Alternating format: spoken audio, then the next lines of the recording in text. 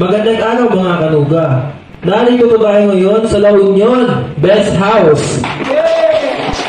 At meron tayong isang tita na magbabahagi ng kanyang karanasan sa paggamit ng Nuga Best product. Tara, kilalanin natin siya. Nanay, magpakilala po tayo.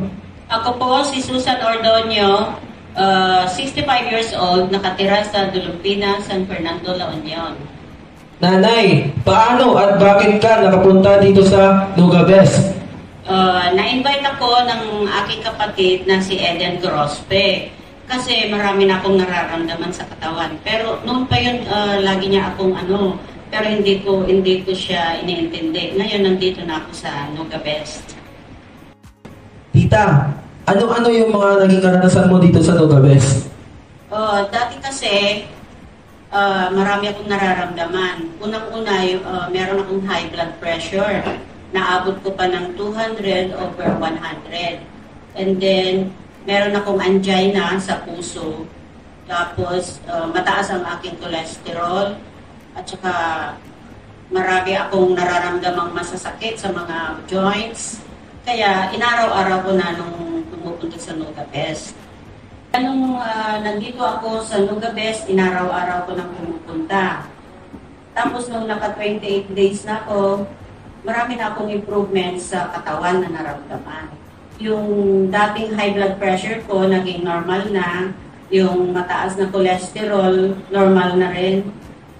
Yung medyo tumaas na creatinine ko, normal na din. At saka hindi na ako masyadong nakakaramdam ng mga masasakit sa katawan. At masarap na ang tulog ko na dati hindi ako nakakatulog ng mabuti. Nanay, ano-ano po yung mga mensahe niyo sa mga kanuganyans? Ang mensahe ko po sa mga kanuganyans, magtyaga lang silang pupunta dito sa Nuga Best, walang absent everyday, para maramdaman din nila yung nararamdaman ko na dati hindi maganda.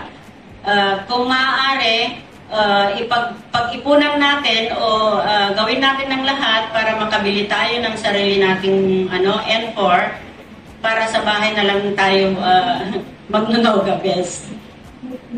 Tita, maraming salamat po sa pagbabahagi mo ng magandang karanasan sa paggamit ng Nuga Best products.